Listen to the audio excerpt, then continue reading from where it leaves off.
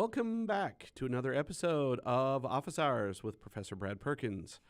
Today I have studio guest Kelly Altus with IMEG Engineering. Kelly started her career at the same time I was at the consulting world, and we worked together on a few projects a day or two ago. And by a day or two, I mean, a couple decades. We also have a couple of students here joining us to ask some questions, so we should have a good conversation today. Kelly, if you would go ahead and just kind of introduce yourself and kind of how you got started in all this. For sure. So I'm Kelly Altus. I was an Iowa State student, graduated in 2001 with a civil engineering degree from Iowa State. So glad to be back. I was trying to figure out where to park. Kind of figured out. So anyway, I started with the company I work for now 24 years ago, right out of school, and worked with the structural group there. I think I was maybe structural engineer number 7 or something like Structural engineer number 7. Number 7. You were only the second one in the Des Moines office. That's right. Right? Yes, I started in the Des Moines office. And she started like 2001. Now, this is important. No master's degree, right? No. Okay. Just Did not have a degree. master's, just a civil engineering degree. That's right. Did civil even have emphasis back then? They did. Okay. Yes. So it was a civil engineering degree with a structural emphasis. Okay. As a part of my capstone project, I had the structural component of the project, but started right out of school with just a general civil degree. There were other engineers at IMEG at the time that had come out of like MSOE, or there's other universities that have structural engineering. MSOE, Milwaukee School of Engineering. Yes. Okay. That have an actual like structural program. Right. But here at Iowa State, it was general civil, which was fine. But spent that first, 5 years of my career running calculations. Running math, yeah. Working on drawings. Eventually got my PE license. Okay. About 5 years in, and became an owner in the firm. At that time, we have a ownership program that's through stock. You buy stock in the company. And in that particular firm, the only way to ownership was to get your PE license. At that time. At that time. Oh, is it different now? Oh, yes. It is very different. Oh, okay. Very different now. All right. At the time that because I left there in 2005 to come here to teach at Iowa State. And Kelly and I were on several different projects right together. For West Des Moines schools, there was Stillwell Junior High and then Valley High School, which in class we were just talking about. And Kelly was the engineer for that. Let me think here. What other? I remember a lot of West Des Moines schools. Yeah, West Des Moines schools was on a tear then. Contract with them at the right. time. Yeah. The TIF program, the tax funding. Right. They remodeled almost all of their existing schools, built 1 or 2 new ones, and then we had kind of the same engineering team that went from school to school to school. It's just like you get to know the client, you get to know their what they like, what they don't like, their standards and who all the people are, and you just kind of go from one to the next. And then sometime in there, so here at the warm-up, I was just reminding, Kelly of how, she met her husband on one of our projects, right? John, that was with White's at the time. Yeah. He was a Connie graduate, wasn't he? He was. John got a construction engineering degree from Iowa State, and then he also got a second degree. He stayed for more years at Iowa State and got a computer science degree, too.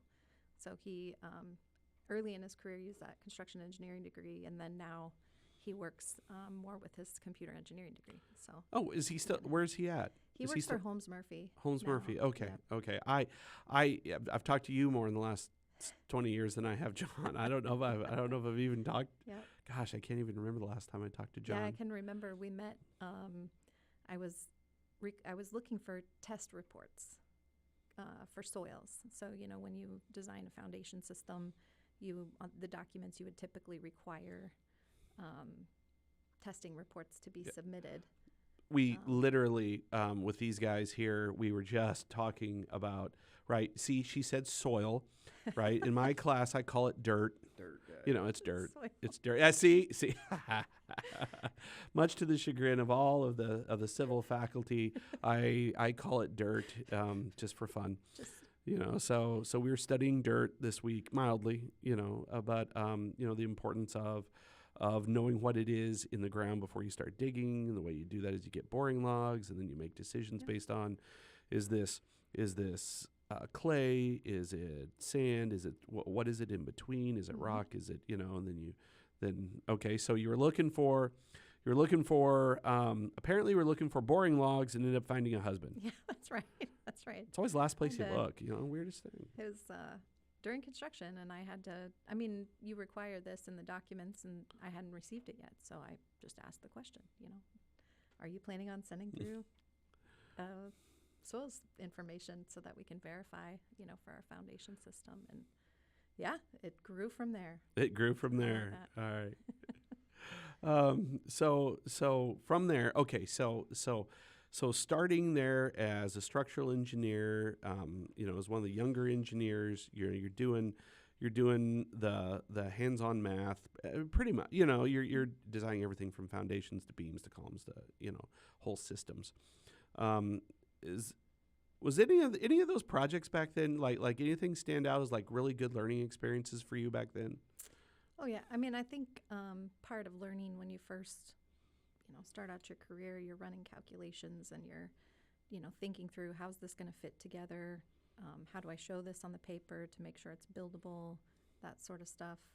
That's obviously, you know, there's some learning curve there to try to figure out what you need to show. But I think after you design for a while and you go out to the field and you can actually see what's been constructed, you start to build a lot of confidence. You build confidence in what the numbers are. You're running, you know, these calculations. You come up with an answer, and you think, oh gosh, I don't know, is that going to work? But when you can see it in the field, I think that's when you sort of get that validation. That's when you get that validation that your design's legit. You know, it worked, right? It worked. And for a structural engineer, what that means is it didn't fall. Yeah, It didn't fall. It didn't crack. It I mean, we didn't. do have a responsibility to protect the health, safety, and wellness of the general public, right? That's one of the main There's you the know, whole engineering ethics thing. responsibilities of right. a professional engineer. And part of that is running the calculations and ensuring that you have a thought process for how something was designed. Once you go through that, you know, we at IMEG we do have a pretty robust quality control process, and so for new engineers, having, you know, someone in the office that's running through those calculations and sort of validating what you've come up with is very high priority to us, to make sure people sort of get that validation Yeah, as early as possible in their career. the confidence that it won't fall down. Yes. Right. Yes. Okay. Well, you know, before you came into the studio, we were talking about, you know, one of these early ethical dilemmas for Kelly that she had forgotten about, you know, with John. You know, I don't know. Do we want to mention that or not? I don't know. You can. Okay. You remember the story better than Okay. I do. Okay. So Go for it, Brad. so she literally just started dating John. He was construction manager on this junior high that for West Des Moines that we were both on, and they were going out on a date, and Kelly's like, hey, so what'd you do today? And he's like, oh yeah, we set this air handler on this, you know, second floor slab, and Kelly's like comes unglued. She's like, what? Just poured that concrete. It needs the cure, you know, and he's like, what? It's fine, you know, and Kelly, and this is an early, you know, because Kelly, you hadn't even been there a year, right? Yeah, he and I met probably 10 months after I started. You know, and she's like, no, we gotta tell somebody. You know, this is wrong. And anyway, so here she is, engineer, just started dating this guy. And now she's got to go to her supervisor there at the company and be like, oh, this happened. What do we do? Well, it turns out it's like, okay. So for the students, concrete needs some time. We haven't even gotten to concrete yet in Sure. materials, Sure. And just because you can walk on it doesn't mean concrete's developed its full strength. That's right. And it needs some time to cure and time to develop strength. And, Kelly's concern was, well, if we load that too soon, is it going to crack? Is it going to fail? The whole, she's like, oh my God, I just started. This is going to fall down and this is terrible. Well, fortunately, so her supervisor runs the math on this and how long it had to cure, how much it weighed and stuff. And Kelly had totally put in crazy levels of safety factor, so that it was plenty strong enough, But the important thing here, I think, there are several important things, is that one, she recognizes that there could be an issue, and this is uncomfortable, right? And by uncomfortable, it's like, okay, and this is the human side of engineering, that sometimes stuff does get uncomfortable, but it's like, well, it's, she's like, hey, this is why the whole code of ethics exists. I think there might be a problem. I need to tell somebody. She did. Okay. Even though it could have, I don't know, that'd make an uncomfortable second date, right? It's like, hey, you got to replace all that concrete, where are we going to eat? Good thing it worked out. Good thing it worked out. It worked out, because here 20 some odd years later, they're still married. So that's good. But the question is, okay, what do we do about it? Well, first thing is do the math, and I stress a lot in class. You got to do the math, show your work, make it so that other people can understand what you did, why you did it, what your assumptions were, the whole thing. And fortunately, being a young engineer, Kelly's like, sure don't want stuff to break on my first job. That would be a real bummer. Yeah, that'd be a bummer. That'd be a bad way to start out. So she kind of put in a lot of safety factor. So when they run the math, it's like, oh, this is fine. We're good. Yeah, we're good. We're good. So, it ended up being a non-deal, right? However, as a young engineer, you don't know that. Yeah. I do remember this, and Kelly's like, oh, I'd forgotten this, right? But I'm at the time I remember this because I'm like, ooh, that's uncomfortable, but necessary, necessary. All right. I think it's important. We just had this conversation in the office maybe 2 weeks ago. We had a training for several new grads, and my comment to them was, if you see something that you've made an error or you've had a misstep, you have to bring it up. Don't just ignore it and hope it goes away. Like, that's not our ethical responsibility. Our responsibility it only makes things worse. Bring it up. And maybe sometimes, there'll be some, paths we can go down to, maybe it is a non-issue, but the important thing is to rise it up so that we can look at it. In the engineering law that I teach over the winter break, we do case studies. The worst ones are all a mistake was made and then somebody tried to cover it up and it got worse. Yeah. And if there's one ethical lesson from any of the cases that I look at or some of the things that you see in your career, it's like covering it up or trying to pretend like it didn't happen is the worst. That is the worst. Mm-hmm. And then when it eventually does get discovered, then the consequences are worse. It'd have been way easier just to deal with it originally than deal with the aftermath of a cover-up or the aftermath. Look at, let me see here. The Volkswagen diesel case. This is something that we look at in my engineering law class. The short version is Volkswagen was falsifying test reports on purpose. They ran this little program within their engine so that it could detect when it was getting into the transportation board test, and then it would operate differently as programmed compared to when it was on the street. And this ended up being, if you look at the Volkswagen diesel scandal, this ended up costing them billions with a B in fines, lawsuits, buybacks. It was absolutely terrible. And the thing was, they knew they were doing it. So for students, that's a good one to look up and learn a little bit from. Yeah, I definitely think even when issues are found, because nobody's perfect, right? Things come up. And all the perfection time. isn't the standard. It is not. Perfection is not actually the requirement. The standard of care is not perfection. Perfection. And that is, I think, a very, very, very, very, very good thing for students, to learn, is that being a structural engineer or professional engineer doesn't mean you never make mistakes, and it doesn't mean you're perfect. Far from it. Mm-hmm. Far from it. Like you said, the standard of care is not perfection. All right. So the ongoing ethical question is, where are we at in that perfection, not achievable, complete failure, totally bad. Yeah. Totally incompetent. Yeah, totally incompetent, and you lose your license. Yeah. Where are we at on the scale here? And that can be a rough thing for a young engineer to navigate. I think one thing that we've talked about this in the office too, when you have a situation that does come up, sometimes people don't even remember the issue.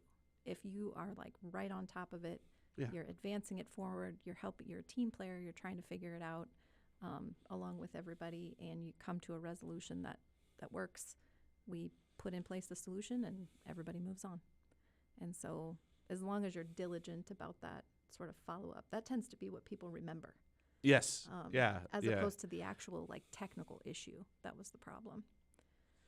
Well, so I think an important thing that we want you to talk about is that career progression as an engineer. You're starting out, you're doing the math, and then it's fascinating is that over time as an engineer, we think engineering's about math, calculating stuff. And then you realize not really, it's a whole lot more about communication, client relations, dealing with the people side of engineering. Right. Yeah, as you progress in your career, that beginning part is so foundational to understand the numbers and the calculations and the details that go on the drawings. But as you progress, it's about more than just you and your structural engineering numbers, right? No building is built with any one person. It takes a whole crew of people to design and a whole crew of people to build. And a whole crew of personalities that you have to deal with, right? Exactly right. So, those, I can remember in college, you'd be in the group projects. Oh, yeah, group work. Oh, yeah, we do a lot of group work. There's always the one person that, doesn't show up to the meetings and all of that. Still happens in the work world. I love. Do you know how many times I've had students say something like, "Well, when I get out in the real world, it won't be like this," and you're like, "Actually, it will." Yeah, it will. Now, in my classes in like 241, like these guys are in 241, and they're in a group project, and just classes have only been going like 2 weeks, and so what I tell them at the start of the semester is, in my classroom, you can fire a teammate, right? Yeah. And that's because of when I was a student, how frustrated I got with group projects.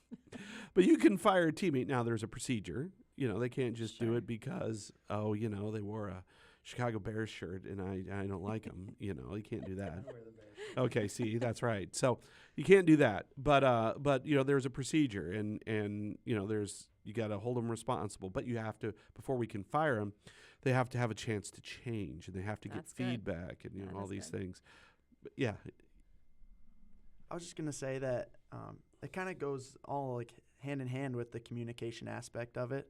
If you just communicate well, like if you have an issue or something, you make a mistake in the real world, or even in our group projects, then that's the kind of thing that solves those issues really quickly. Being able to communicate well, and like in the projects, you're not gonna fire someone without talking it through with them, and if they're not willing to. Oh no, sometimes students try.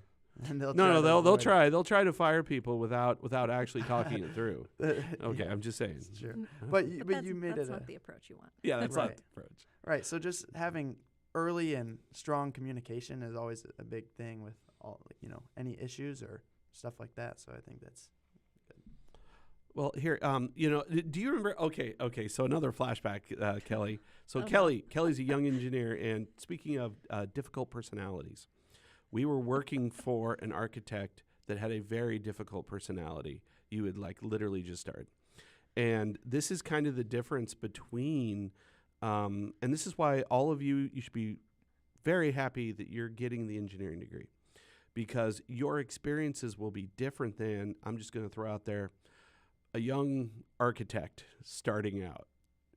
And Kelly, you know this, it's a different world for young engineers versus young architects. And the young engineers have a lot more options. But in architecture firms, sometimes the young ones get treated a little bit harshly. Okay. Memory, do you remember? Okay, Kelly doesn't. I don't know where he's going with this. Okay, so we were I'm working. waiting. I won't say the firm. I won't say who it was or even the project. But we're at this design meeting. You got to understand, when you're early in a project, you're going to have design meetings. Some of them will be days long or an hour or two, just like frequently, especially at the start. And we were doing something, and we were at this architect's office. Kelly, you and I go over there, and we're talking about how does the building interface with mechanical, how does it interface with structural, and we're looking at this progress set, and this guy, he's got this young, not an intern, but just probably just a couple years out of school. He is so nervous, like talking in front of you do remember this? Now I know where he's going. Yeah, he does. Yeah. So he's going over this, and we're going through these plans, and I'm like asking him some questions, and he's just like stops. His fingers going across the drawing, and he just go. And he looks over at the young architect, goes, "I thought I told you to fix that. What in the hell are you doing?" I mean, just like he's like berating in front. It was hideously uncomfortable. Yeah. And then so now this kid is explaining the design, and he is literally shaking while he's pointing to stuff on the drawing to Kelly and I, and like he's like, so on this part of the building, we're gonna have some stone here, and once again, senior architect interrupts him. And why in hell would we do that? Just berating him in front of the two of us over things that was a bad deal. Yeah, that we wouldn't even know. And I'll never forget this. So we leave this meeting. Kelly and I are driving back to the office. I'm like, so, Kelly's once again fresh out of college. I'm like, what'd you think of the meeting?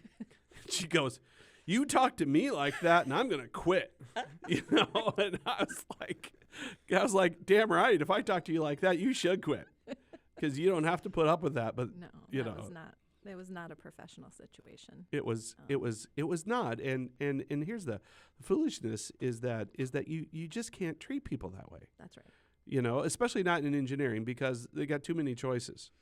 Well, not only that, but it's just not the right way to treat people, right? You treat others the way you want to be treated, and that was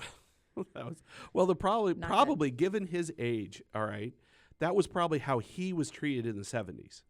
Perhaps that could be the case. and just never grew out of that mindset. It was so uncomfortable for Kelly and I. Once you get past the sort of the young engineer foundational type technical focus, you start to move into more of a leadership type role. Maybe you're leading a project as a structural engineer and you've got other structural engineers you're working with. Maybe you're mentoring another new grad out of school, mentoring or supervising for that matter.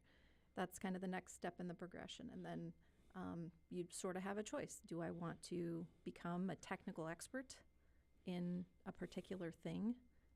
Do I want to become the company expert in concrete construction, or do I want to become a company expert or a industry expert in connections or whatever? You can go more of a technical route, or you can choose more of a project management route where you're running jobs, you're running projects. Here, talk about that from project management from an engineering perspective, because our students hear all about project management all the time. It's like, oh, so-and-so project manager for this construction company, project manager for this. Yep. Go ahead. Yeah, as a project manager in a consulting firm, in a design firm, you are leading a design team from within the firm, typically. In some cases, you end up project managing an entire design team where you might have sub-consultants that you're hiring for services that your firm doesn't provide. In some cases, that's true. In other cases, you're working for an architect who is like the overall project manager for the design team, or you might be working for a design build contractor who maybe has a a component of design management within their firm, and they're leading from the project Which management is standpoint. you could go into, the vast majority of our construction engineering students will go into construction companies, and a lot of them will be design build. So something important to understand is that you might not have design experience. However, you might be managing as a project manager.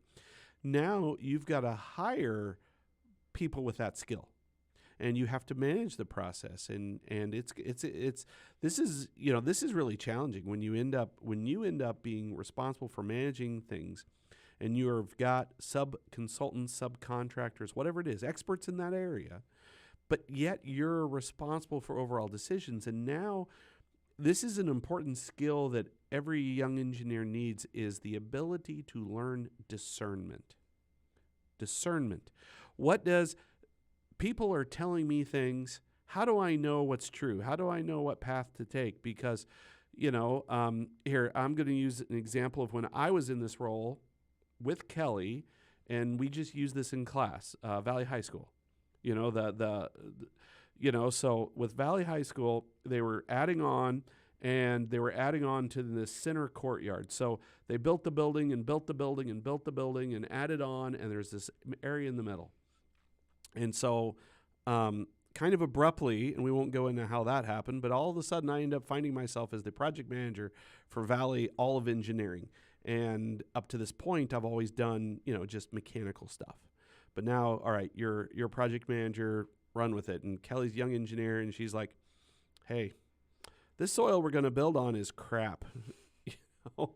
I mean, the architect's like, yeah, we're going to build here.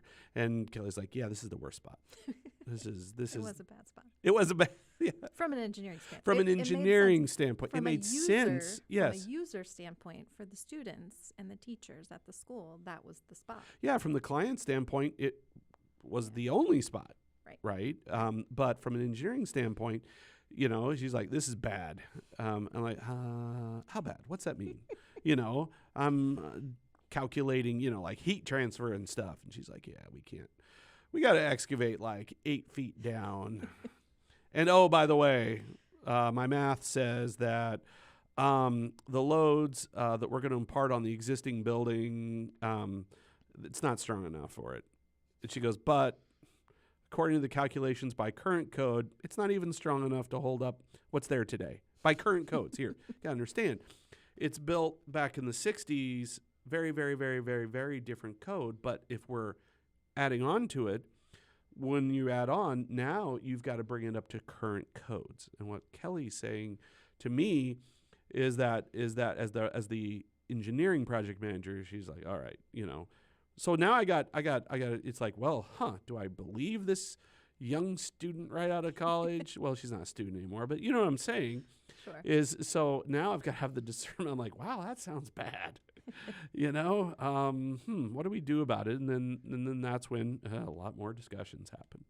Yeah. It's like, do we really? And this is the thing. This is when we go to the project manager for the whole thing, which is an architect, and say, all right, this is the deal. You want to build here? We can find a solution for it. Sure, it's going to be expensive and difficult, and explain to them what that means, and then they now have to have discussions with the client, and say, okay, this is why it's good and we should build here. This is why it's challenging and it will be expensive. Is the expense worth the advantage, right? Because there's no perfect solution here for anything. It's all a bunch of compromise, And I remember the whole discussion of, all right, we've got to take and dig underneath the field house and pour concrete. I'm like, underpinning, right? The story I used this last week on underpinning. Well, here's the author of all that good underpinning, Kelly. Right? So I mean, but it was challenging. I know, that early in your career, something like that's a big deal. Oh, yes. But she's not operating alone either. She's got supervisors. She's got people with experience that she can go to. So it's not. I mean, it's mildly terrifying, but But it's doable with the right Yeah. environment and the right people looking, kind of looking over your shoulder, making sure that you're going down the right path. But, this is how you build technical competency, though. It is. You got to jump in with both feet. Right. I mean, that's true in a lot of cases, I think, is And you got to jump in with both feet. And I think that is one good thing about the Des Moines office there, is that I think all of us, because it was smaller, you kind of got more experience faster Mm-hmm. than maybe. It's definitely true. I mean, would you say that in your Mhm. career? Oh, yeah. Because it seemed like they had you doing things like you were just out of school, not even your PE yet. Yeah. It's like, Yeah. design this. Yeah, I think, opportunity is something that comes to you, as you move through your career. And some firms allow people to be opportunistic, to kind of take that step up. Like they'll take a risk, take a chance on Yeah. people. I can remember one of our mechanical engineers moved out to our Naperville office at like 7 years of experience to start the office organically in the Chicago area and Yeah. go and compete with these other huge engineering firms, right? But the company took a chance. Took on a that guy. chance, yeah. He ended up being our chief operating officer and retired a couple of years ago. And so, it worked out. But you got to have a culture that is willing to support learning, support development, take a chance on people. Yeah, so when you talk about that culture, when you're originally searching for a job in college, this is a little bit of a switch, but, when you're trying to decide between offers or what companies to pursue and that kind of thing, obviously you've been with IMEG pretty much the whole time, or the whole time you've been in the workforce. How did you kind of know what you were looking for and what they provided you? So I did do co-ops while I was in college and school. That was like a big thing. Or I did an internship one summer or a couple summers. I did a co-op one semester to try to help vet out. What do I really want to do with my life here? Because I didn't know. I didn't know the answer to the question. So I surveyed for the county for a couple summers. That was the worst. That was the worst. That was the worst. It was good experience. Yes, good experience. I learned what I didn't want to do. You know what? There's good experience sometimes takes the form of bad experience. That is correct. And if you learn what you don't want to do, that is great. That is actually great, right? My co-op, I worked for a construction company, and those were a couple of crazy summers. I worked 2 summers and a semester for them, and I also learned what I didn't want to do. Working in construction was a little rough for me. And it's good to learn. It's good to learn. It's good for other people, but I learned out of that my passion was design. My passion was consulting. And so I went and I interviewed with a whole host of different companies within the design and the consulting world, and ended up, I don't know, I don't remember how I actually picked IMEG. That's pretty bad. I wish I could remember the why I picked that company. It was in Des Moines. I was interested in staying in the Midwest. I did have a lot of I had 7 job offers out of school, so the economy was really good at that time. I got lucky in that regard. I liked the fact that it was a little bit smaller, from the standpoint of I was looking for opportunity. I was looking for ways to be able to add value as soon as possible. So that was 2001. So I don't mean to jump you forward, but I was kind of wondering how your job has changed over time. There's a good question. Yeah, it's maybe changed with a lot. a special emphasis on how technology has improved as it's a design consulting firm. Am I correct? Yeah. Yeah. So probably when you started, it was all plan sets, and you got all your big prints going, and that's your finished product. And yeah, Kelly and I we had this chisel and stone tablets, and we what's that? Okay, maybe not quite that bad. Yeah, You're older than I am. Not by much. I mean, just a little. But yeah, I've had working at an internship. I've done quite a bit of large structural labor work, Yeah. just on a self-perform team. And back over last summer, all the work that we did was based off prints and going off of those for what we needed to do. And then I actually worked just over this last winter break, and we had some new technology that they were using as a company. And me personally, especially with not a lot of experience reading plans, it was all over the summer at least just mumbo jumbo. I couldn't understand any of it, and then I got back to work over the winter, and being able to look at steel grids and click on everything interactively on, I can't remember the program's name, but it was like a video game. I could understand everything on there, and it was super nice. So I was wondering what you guys have done to change your technology and keep up with the industry. That is a great question. And we have evolved from a technology standpoint significantly. Back in the day, it was AutoCAD and, lines on a paper, and you'd print out drawings from the big plotter, that sort of stuff. Where we're at today, we do use virtual design. So Revit is our main software, but we'll use softwares like Enscape, which is a rendering software. So it kind of helps our designers might have Enscape up on one screen and Revit up on another screen. And so as they're designing in the Revit world, they can kind of see the rendered version along with the architectural model to see the conflicts right there on the screen, as opposed to the way we used to do it, which was you print out the drawings and you look at elevations and you try to, match up what's all going on in this hallway.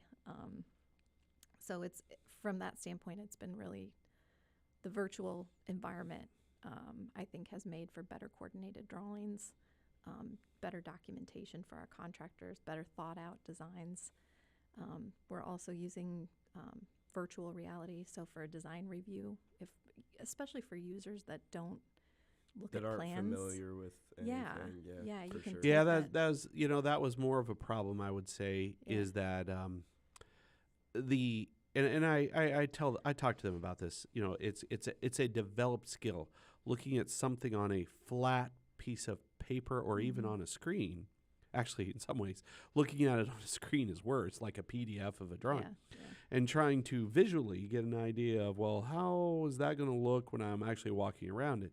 And this is why change orders are such a common thing, is that for an owner, they might be like, oh, yeah, that looks fine to me, but then when they're there during construction and walls start to go up and now it's real, they can walk around it and see it and touch it, and they're like, oh, I don't like that as well as I thought I would. And then it is very expensive to fix. And it's very expensive It's to fix. very inexpensive to fix in the virtual world. And so we do make use of virtual reality with clients and with our internal design teams, just to try to help people visualize what's happening in the space. More recently, augmented reality is something that we are using on projects. So being able to take a piece of, your glasses out to the field, and you can load in your model and see your virtual building on top of an actual job site. Again, it just helps it helps constructors too, because they can sort of walk around virtually. Well, here's a right question on the though. site. Kelly, during this time with the use of this technology, it seemed like, and you have to understand, it's been a long time since I've been in the consulting world, right? Done a lot of engineering, but not a lot of consulting since I left. Do you see deadlines being faster? Because Absolutely. it seemed like everyone's like, oh yeah, we got this new technology. Well, all that happened is that we got new technology, awesome, and yet our time frame to use it just keeps getting It does. crunched and Yes. crunched and crunched and crunched. Absolutely. The time frames are compressed and continue to be compressed. So we try to leverage the technology as best we can to ensure that we can still deliver. We can meet the owner's time frame or the constructor's time frame. We are trying to leverage AI at this point to help to sort of be like a helper to engineers, a co-pilot maybe. I mean, of course, you know, Microsoft has Copilot and other softwares are adding that in, but we're trying to do that. You know, we're developing in-house. We've got like, I don't know, 15 programmers or something like that in-house. So Oh, wow. we are developing our Wow. own software to Well- try to innovate in that regard. Because here's the thing, you know, and this is something, it's probably not, as a student, you probably can't appreciate this, but, you know, as we try to leverage all this good software, nothing is going to replace the actual liability. In other words, That's Kelly is never going to be able to say, oh, sorry that fell, but it was our AI No. bot that did that, and I trusted him, and, you know, it just, darn. Not an option. Not an option. That's why I said it's a helper. It's It's not a helper, replacement. not a replacement for engineers. And you're not going to replace that liability. And this is why, you know, I have students start learning with paper and pencil and, you know, doing it by hand, because you've got to know the fundamentals of what goes on into the program. And this is why we start in my classes, you know, with basics, because you can't replace, if you don't understand those basics, you're not qualified to use the software. That's right. I agree. We do that with our new grads coming Yeah. out of school. I mean, from my perspective, I don't work with a lot of our new grads anymore, but, you know, our mentoring program is really important to almost require students or new grads to run the calculations, run it out. Tell me what the answer should be before you put it in the computer program. Yeah. And that way that, you know, there's a verification there that can happen. And I'm telling you, you know, as students, you know, that ability is just golden in terms of technical ability. You know, the understanding, does this make sense? Predict Because the answer. because here's the thing that computers do. It just allows you to make the same number of calculations faster. Whatever answer you're going to get to, you're just going to get to it faster with a program. And if it's wrong, it's just bigger problems, Yes. you know. I think my dad always used to say, garbage in, garbage out. So you got to make sure that your inputs that you're putting into the software are appropriate. The only way to do that is to understand the calculations, the hand calculations. I'm trying to think of other technologies. We have a in-house like search agent, kind of like Chat GPT is for the external web. We've got that internally, so that's a knowledge-based search, which I think is really nice for our newer team members that are joining to be able Knowledge-based. to. Oh, you mean like Okay. if they're like, ooh, how do I calculate this? Or Yes. it like, So if you have finds a it. question, Mm. if you have a question that you're like, I don't really want to ask my mentor about this, or my mentor or my supervisor's out of the office, but I really, you know, I need to know this answer. ooh, here's an Meg important skill. Yeah, Meg go ahead. is our internal chatbot that can help people find answers based on our internal knowledge base. And this is kind of why I write my labs the way I do, is that I'm expecting, as students, you need to learn how to figure it out. See the point there, right? It's That is true. like it is. This is an incredible skill for an engineer. It's like, okay, remember the whole discernment. How do I know I need something. I don't know how to do it. How do I learn how to do it? How do I self-teach? How do I research and find some answers? And, you know, and then, okay, the internet is at your command. You can find anything you want. Well, there's a whole bunch of good and a whole bunch of crap out there.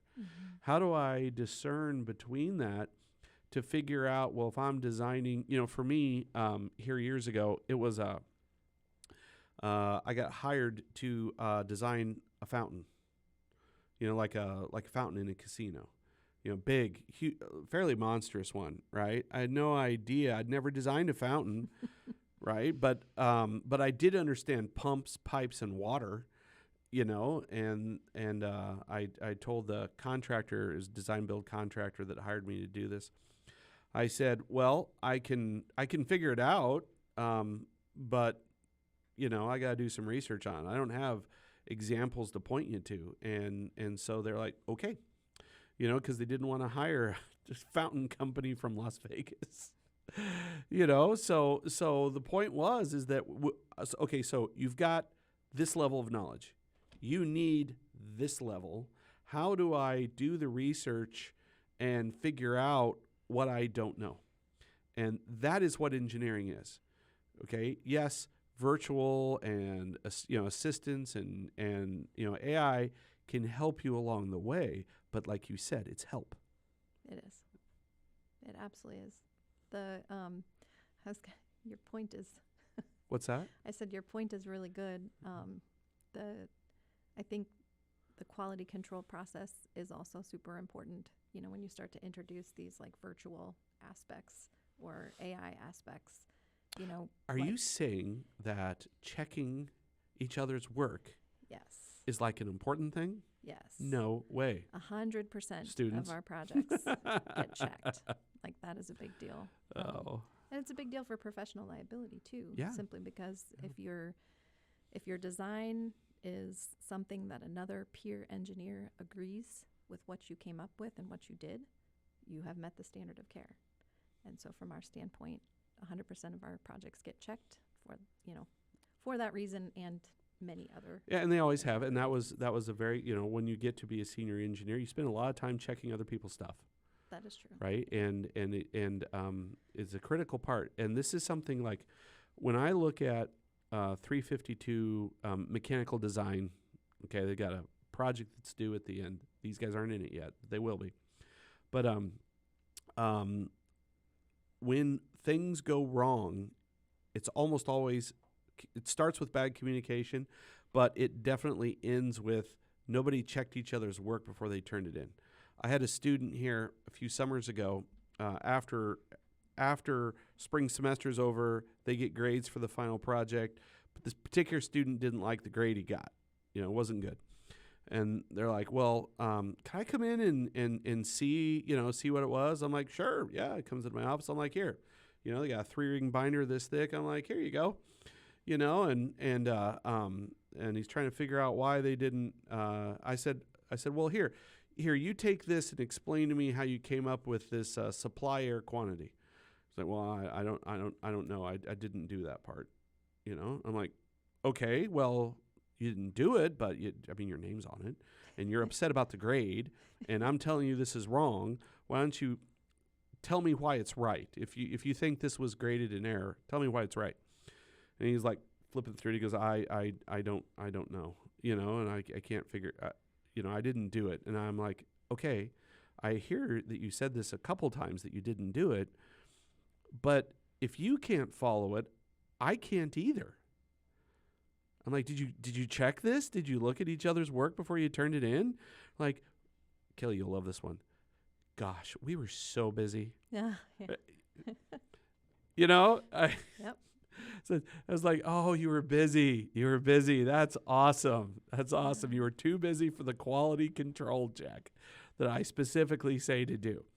And I told this particular student, I'm like, the busier you are, the more important that check is. That's true.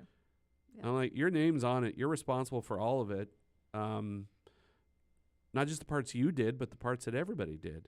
And if you can't understand it, I can't understand it, and that's why you got the grade that you got. And this is a common. This same scenario has played out in my office dozens and dozens of times. I don't like this grade. It's like, well, okay, explain this calculation. I have no idea. So you're responsible for all of it. Okay, whether it's hand calcs on a piece of engineering paper or your AI assistant is helping you with it, you're responsible for it. Your name's on it. So yeah, that's right. Well, Kelly, you want to talk a little bit about that career progression, how you go from, when you start versus what you're doing now is very, very, very different. Sure. So I chose the project management route. I didn't necessarily choose the technical expert route. So as a project manager, I started to build a client base and a group of people that I was working with regularly. Happened to be in the industrial market segment, so that was where I focused most of my career. Coming up through, working as a project manager, I'm hiring subconsultants to execute work. I'm doing coordination across all the different engineering disciplines and making sure people are doing what they said they're going to do. It's a big part of project management and design. Keeping our owners happy, making sure that we're meeting their expectations and dealing with problems as they come up. You made a point earlier about learning how to learn in college, and I think that that's probably the skill that that helped guide me the most in my career, is the learning how to learn, because you will consistently encounter problems, whether they're technical or project management related, that maybe there's no playbook for, or maybe it's a playbook you're just not familiar with, and now you got to navigate and figure it out, and in some cases you got to lead other people through it. So kind of progress my career to the point where I'm at today. So I am a vice president now for structural engineering for our firm, and that just means that I oversee our operations for, specifically it's 12 structural teams right now that are maybe 20 to 30 person teams that are across the country. Each one of those teams has a team leader. Wow, that's a But lot of engineering. It is. And then we have another component that's a mergers and acquisitions group. So there's 8 structural teams currently in that mergers and acquisitions group that'll graduate and come over to my group over the course of the next, 2 years or so. Wow. Wow, that's how many? So, Okay, so how many engineers do you guys employ across the country? Because so at here, this let point- me. Do you mind if I bring up the map? Oh yeah. For All right, sure. here, let's look That's at fine. let's look at the map of locations for IMEG. It's there Yeah. on the screen. That's a lot. I mean, like when we were working together, the whole company was 4 or 5 offices. Right. You know, it's a few more than that now. It is.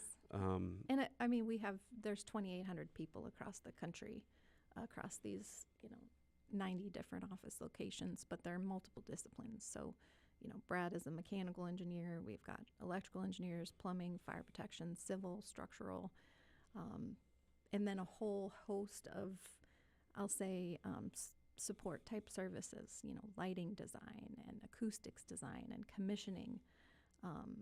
oh, you guys Energy you have your services. own. Oh my gosh, we got a whole page of services. There's Wow. so many things we can offer, but they're all born out of client need. So you're on a project, you're working with a client, and the client turns to you and says, "We have this problem. Can you help us solve it?" And it's like, Wow, yeah, that almost sounds like something I said just yesterday Actually, on the we can. tour. actually we can, because we're engineers and that's what we do. That's what we do. That's and that's so- job security. That's right. You know, when a client is got that crazy idea or crazy problem Yeah. or both, and that they're looking for somebody to solve their problems. Okay, that's what they're looking for. That's job security. When you're the type that's like, yeah, we got an answer for that, or I know who to ask to get Exactly. an answer for that. That's one-stop shopping for good client relationships, is being able to solve their crazy problems. And that's how you build a business, honestly. And so, you go to engineering school and you focus on the technical, but most of the time you're going to go work for a business. And you have to have people within that organization that understand how to navigate those situations when a client brings up, we need some help with this problem, and we figure it out, but maybe we have to bring in an expert from someplace else. And then Got maybe any that, good examples? maybe that- Clients with crazy problems that they need solved. You don't have to name names, but it's like, Kelly, we'd like an underwater city. Yeah. Can you design that? I think in our aerospace work, that is a place where there's a lot of really unique systems. If you think about being on a launch pad, you've got really unique gases, really unique structures that are required that have to have blast loads and heat loads, things that you don't. Are you normally launching see. rockets to Mars? Maybe. Maybe? I could Ki- tell you, but I'd have to kill you. Oh, hold on now. We've- Hold on. We've signed all sorts of NDAs. Science Brett. versus NDA.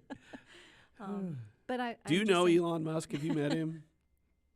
Never mind. All right. We can't. Okay. But I think, these things are super unique compared to maybe working on a K-12 school. Yeah, that's know. definitely a different step, right? But there are folks in the industry that are experts at this sort of thing. And so You learn how to engage the right people for the task. Maybe it's expertise we have in-house, maybe it's not. If it's not, maybe we make it expertise in-house. That's just part of the nature of the business and trying to strategically navigate where do we need to grow? Where do we have holes? And what sorts of things do we need to bring onto the team? Yeah, so in regards to that, with the expansion and trying to provide everything that you can for your customers, how do you make sure that all aligns across the country and with your acquisitions and your expansions and that kind of stuff? So what kind of things do you guys do to make sure that? That is an excellent question. Yeah. And that is part of my everyday job. You just described Kelly's job. Yes. Right? How do I make exactly right. sure someone isn't going rogue out there in all these different locations? So we do have the M&A group. Teams will spend 2 to 3 years with that group where they'll learn processes like, how do I take out a job number? How do I fill out my timesheet? How do we bill a client? How do we do project management at IMEG? Like these standard processes get learned in that sort of 2 to 3 year period. There's also the technical standards though, and ensuring that we've got a robust library and set of standards and tools for engineers. These are all things that, as part of my job, we are consistently developing new things and we're maintaining the old things to ensure we've got that compliance. Then we've got our quality assurance process, and that's sort of the check, to make sure that we are adhering to those standards, that our quality is there, but also that the consistency is there. So if you get a set of drawings from someone in Houston, it looks similar to a set of drawings that you get from someone in Philadelphia. And that is a constant battle, I will tell you. So you guys are here next week looking for engineers to hire, right? If you were to tell me about like some of the things that you might be looking for in young engineers looking for a career in consulting. When I interview engineers from Iowa State or other schools, I'm always looking for that natural curiosity. So do you have a passion to learn and understand? For someone to start at the company and sort of just take things at face value, it's actually kind of a bad quality. Like, don't believe it just because someone told you, or don't believe it just because you read it on the internet.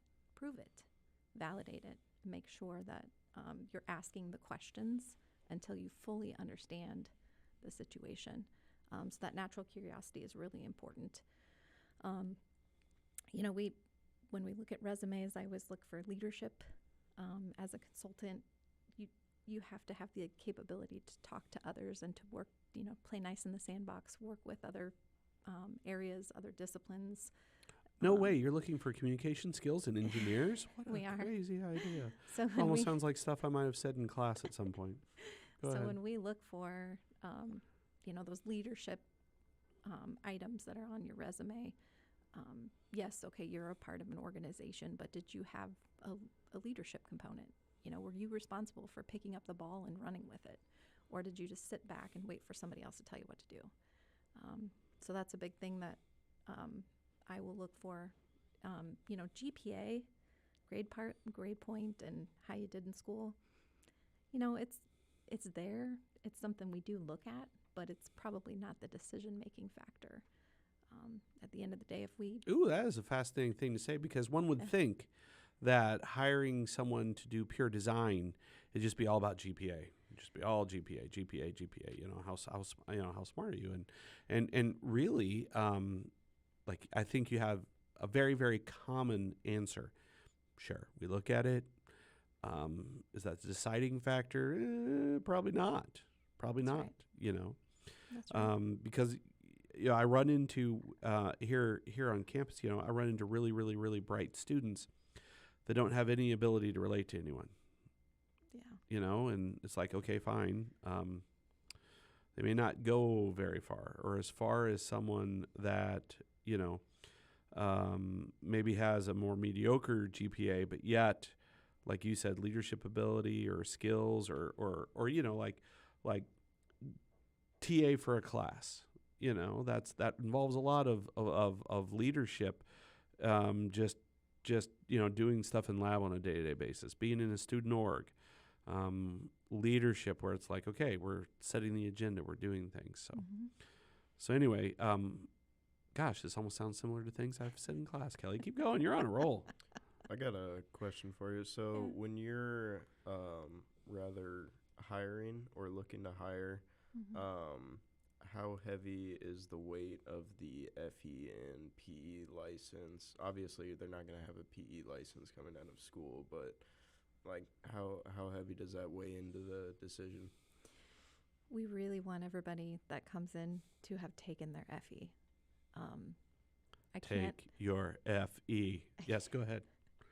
It's not something that we don't hire for, because we certainly have people that have come on board that have not taken the FE, but it is really difficult for them to pass it after they're out of school for a little while. The easiest time that you can take the FE and be successful on it is right when you're in school. And so even, you know, if we're interviewing candidates and they're like, well, I don't, you know, I'm probably not going to take the FE. Like, we'll encourage them. We'll incentivize them in some cases, you know, Yeah. to go Ta- ahead and do it. Go ahead and do it. If I you- mean, We're going to offer you a job, and we really want you to take the FE now, because it'll make your life easier in the future. We know that. It's important to us. From a consulting standpoint, being a professional engineer, taking that PE licensing exam is sort of like your validation that the state says you are competent, you know. yeah. But Well, that's and how does important. that change? Now, I know you've been at the one company for the 25 years, but let's Yeah. just say, just pretend for a second. Kelly says, you know what? I want to do something different. I just wanted to, right? What does having your PE license mean for you, Kelly? I think it gives you a lot of flexibility. It gives you options, and it creates, you know, within the marketplace. I think people look at that with a little bit different lens or a different level of, you know, if you've got your license and you've been stamping projects, you have maybe a little higher level of competency than someone that doesn't come along with the license. That may or may not be actually true, but just like the perception that it creates. When you're trying to go out and look for a different job, it can create opportunities. Well, and I think this is the case, and not just among structural engineering. I'm talking all in our field, and what I mean our field is designing and building buildings and industrial projects and that type of thing. We do not have enough engineers. I mean, it's not like a theory or a perspective or whatever. I mean, Kelly, how many unemployed engineers do you know? I know she's laughing at me. She's like, "That's a thing." Only if they want to be, Yeah, right.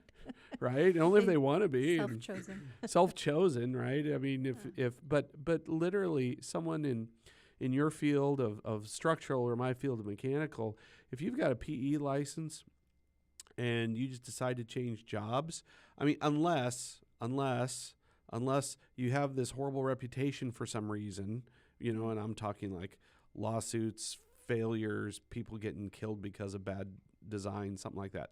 Let's ignore those because that's very, very, very, very, very rare. So by and large, you're unemployed for as long as it takes you to grab your cell phone, right? That's true. That is true. So get your PE, take your Yes. FE right Take out of it. school. Even if you don't think you're going to go into consulting and, I'm going to go into manufacturing, I'll never need my PE. I would still take it because you spent 4 years. You spent 4 years here, Yeah, or 5 take years it, yes. getting a degree. Don't sort of not finish the job. Right? I would That's the way. wholeheartedly agree. Everyone that I knew that put it off and took it later, it was Yeah. harder. It was harder. Just take it at the end of your college career. Just get it done, It's get only it one passed, day. and it's Only one day. And you probably won't even have to do much study prep work for it if you're taking it in college. Mm-hmm. Just take it and move on. It'll just give you more options later. All right, it just absolutely will. I agree. All right. Okay. So So yeah, talk about the industry as a whole. Then kind of I allude to it a little bit is that we don't have enough engineers. I mean, where do you see IMEG going? Are you expanding? What are you? Where do you see things going here for their careers? I guess. Yeah, we are continuing to grow organically. We are. I mean, that's why we're at the career fair. We are hiring. I think the our business model is based on having new grads continually coming into the organization. We have a great mentoring program, and we have the ability to teach internally. So I think that having those, new, I like new grads because you guys bring a fresh energy. As a senior engineer, you can kind of get a little beat down over time. And having the new grads coming in and being excited to learn, you want to do, you want to expand your career, expand your knowledge base. Giving senior engineers or even mid-level engineers the opportunity to be able to mentor can kind of infuse new energy into the group, into the business. So we'll continue to hire new grads. Are you every guys doing semester. co-ops and internships? We do. Okay. Yep. Actually, the internship program that we have, it's basically like a 3-month-long interview, honestly. Oh, that's what. Yeah, It's and make no mistake, that's what every internship is. It absolutely. Every internship is. It is a 3-month-long interview. And when I say interview, I mean interview both ways, right? Yes. You as a student get Yes. to come in and learn about the trade and the company that you're working for, and then the company gets to learn about you, and what's your work ethic and what's your capability. Yeah, to because be able to- an interview you can only learn so much from an interview. That's right. All right, and both ways. You can only learn so much as a student about the company. Company can only learn so much about you. An internship is a much better chance to learn more about what do I do? What's the culture like? What are the people like? Mhm. Do I even like this town? Yeah. I mean, you're in how many different offices? We have 90 plus, Yeah, I think is what. All right, so it's like, well, do I leave? Do I like Des Moines, or do I want to be in Houston or Atlanta or some other place? I went to Atlanta. Boy, I didn't like it. Well, guess what? We got more offices.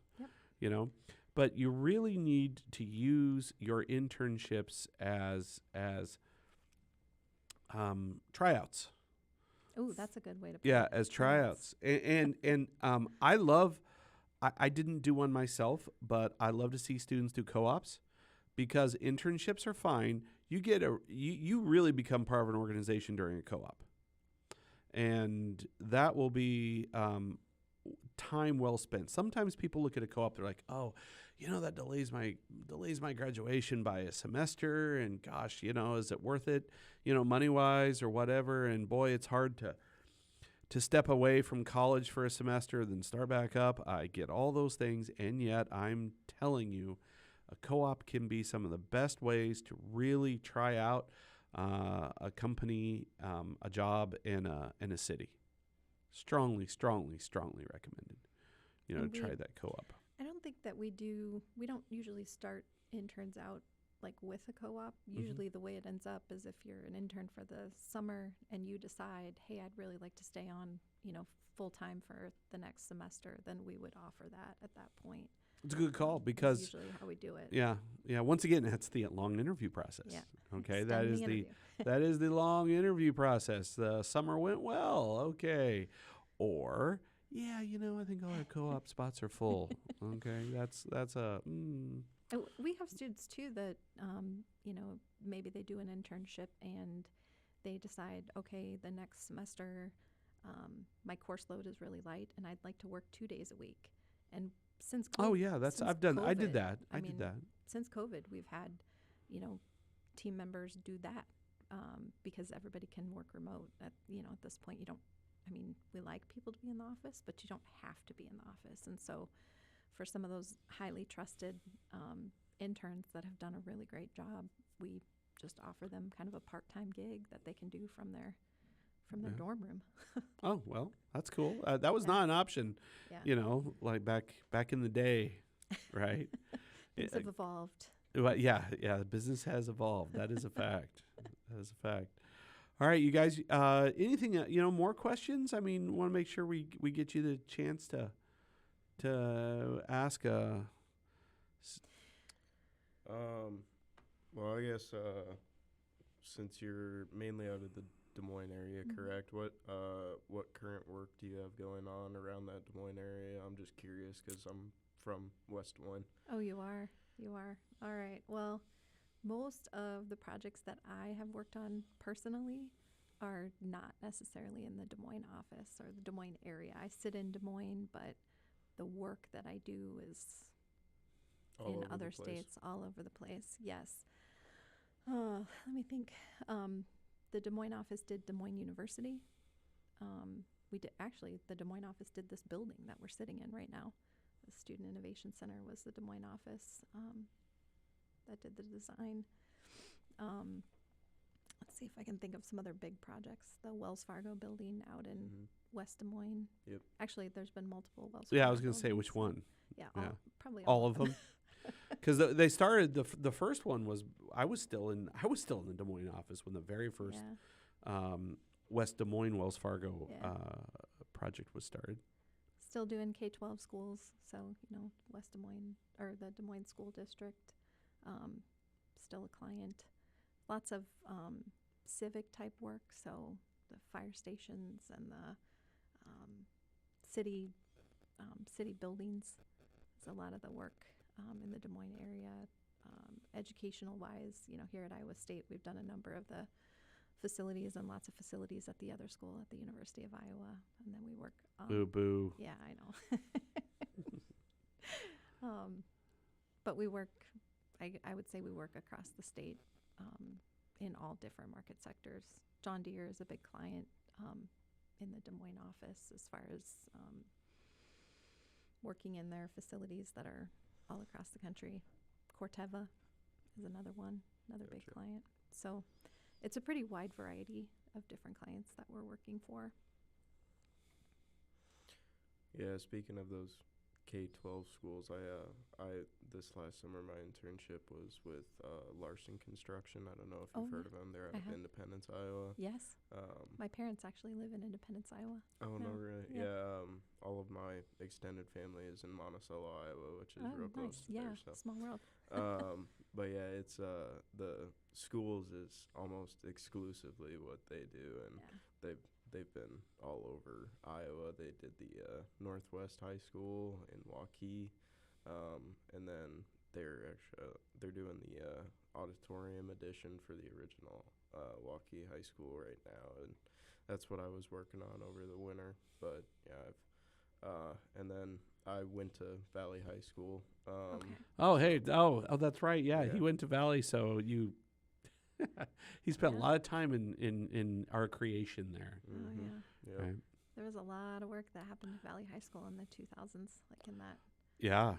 Yeah. Oh gosh. Yeah. There was the huge. You remember the huge deal on Valley High School back then was there was this huge debate in the early 2000s. Do we bulldoze it and then build 2 high schools? Mm-hmm. Do we bulldoze it, build 1 big high school, or do we remodel it? We keep the existing and just do a major overhaul of it. And the problem with 3 different alternatives like that you put to the public is that by having 3 alternatives, you've guaranteed 2/3 of the people are angry at you. Because there was a huge, in Iowa, there's nothing more charged than talking about the local high school. Yeah. There's a lot of people like, I went to this building and there's no reason we should, tear it down. And I'm like, oh my gosh. Do you know how many, because back then we were doing the first major overhaul in quite a while and filling that whole center area that you were talking about in. And we were doing a major overhaul of the chiller and boiler plant, taking all the old stuff that was 20 years old, 30 years old, ripping it out, all the old boilers, all the old chillers, putting new stuff in. It was quite the extensive project. And then once you got into it, because it was an old building, you know, it's just like, it just had issues. You know, there's like phantom issues of breakers tripping and no one knew why. You weren't involved in that one, but I was a lot. You know, for some reason we had like a transformer catch fire and overheat, and it's like, is it because of the addition work or what? You're like, no, it probably because it's 30 years old. You know, but everything.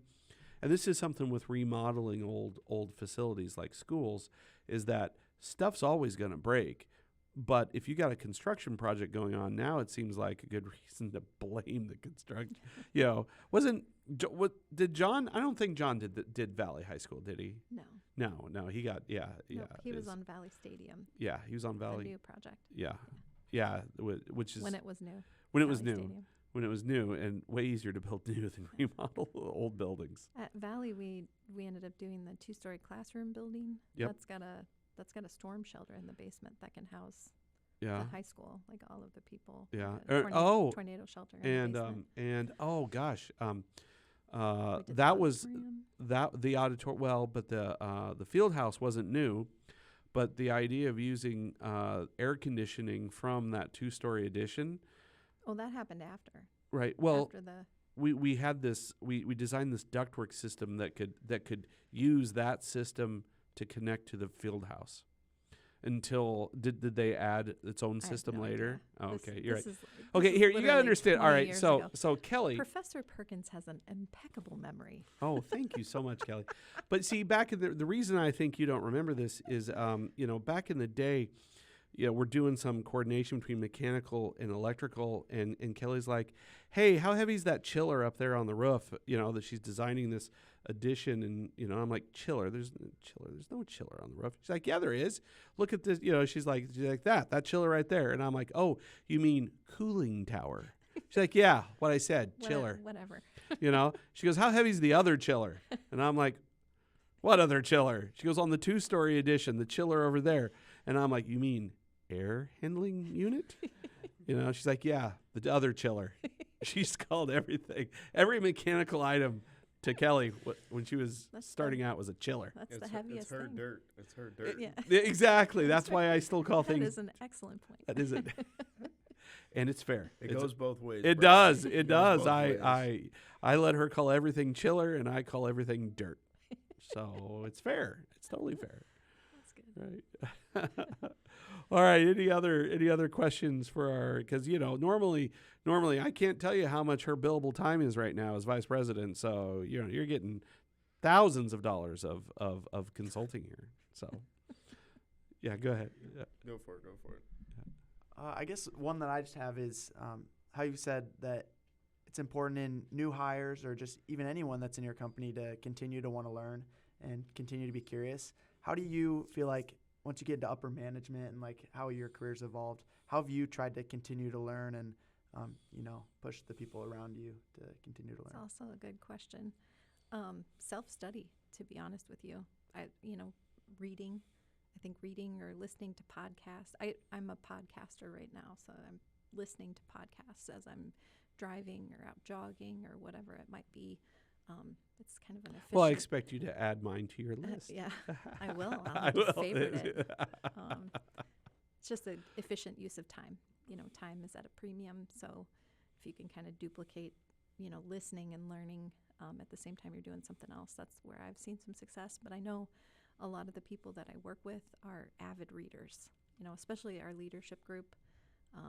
I just actually got a list of books from a colleague for, you know, things that he had read that he was recommending. And so I think that continuing education is really an important function as you know, move on in your career. You know, if I could grab on to one of those thoughts, I think that's why. I think that's part of the reason why, in the very short period of time that I started doing, you know, the little podcast here, which is just since January, you know, it's a fun media, and it's more like a casual conversation that allows you to have discussions where you can just listen to. you know, you don't need to really see what they're doing or whatever, and you can listen to two experts in some area have a conversation about stuff and learn. And I think that's why you got a podcast going on? No. Oh, you just said you're a podcaster. I mean, you just I listen. enjoy. You I listen to them. Yeah.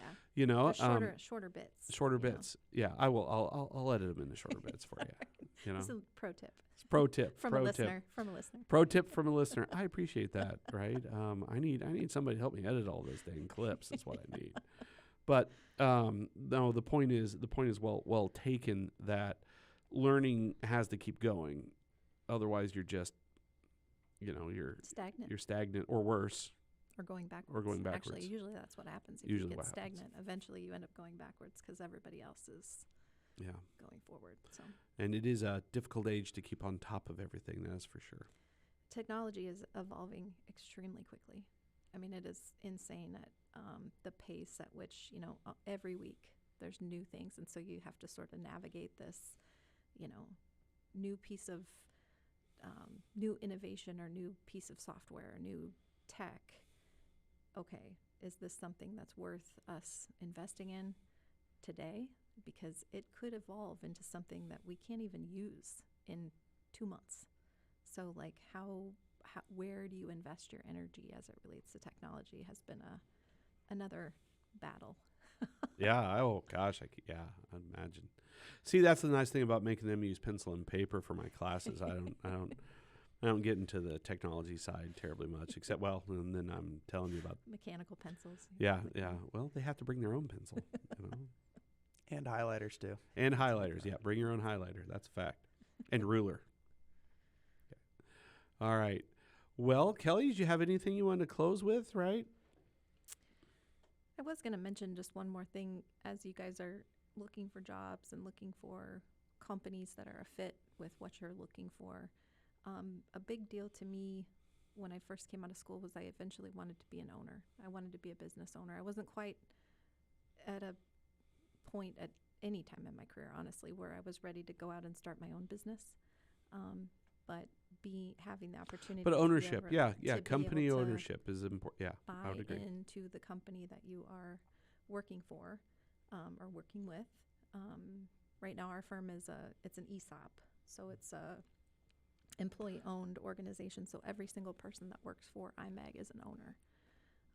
So that is something that I think I place high value on. Just knowing that I own part of the organization that I'm working with. So I do think coming out of school, that is something to ask, you know, about what does ownership look like at this company. I think the other big question that I would ask is, what's the culture like?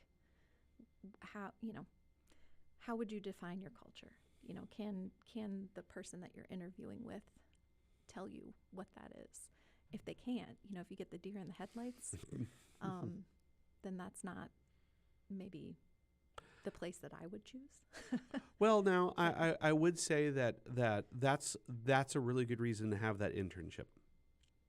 It's people an easy can way say to vet that out. Yes, people can say whatever they want about culture, but you're there for more than just an interview. You know, you're there for a summer, and culture is revealed. That's true. You know, I think that's probably the single biggest thing to learn from an internship or a co-op is what is, when they say culture, what does that mean? Mm-hmm. You know, because Kelly, I'm going to say this because, you know, I'm in a university, not at a company like yours, but, you know, an interviewer can say, you know, if you're like, well, what's your culture like? And any company can say, well, we have a great work-life balance, and, you know, our culture is one of we foster support and whatever, and then you get there and it's like very different. You know, very Actual different. reality. Actual reality does not match the website. Objects in the rearview mirror do not. Anyway, no, I think that's a great reason to do an internship, like what you were saying. Yeah. You know, you get to vet that out. Vet that out for sure. You know, use those summer internships; they are so valuable. So. I agree. All right. Well, there you are. Go out, get an internship, learn a lot about a company, get your take your FE. Take your FE, no matter what you think you're going to do with your life. Okay, those are good words of wisdom there, Kelly. Good lessons. You know, find a company that you can get some ownership of. Not Yeah. bad call either. All right. All right. Well, I tell you what. I'm thank you for as a student for coming and sitting in and taking time out of your day, Kelly, Vice President of Engineering. I sure appreciate you coming and discussing a little bit of the old stuff and a little bit of the new. Bring me up to date on the company and what's going on. You're welcome back anytime. All right. Thanks for having me. All right. Well, we're going to wrap it up for this session of Office Hours.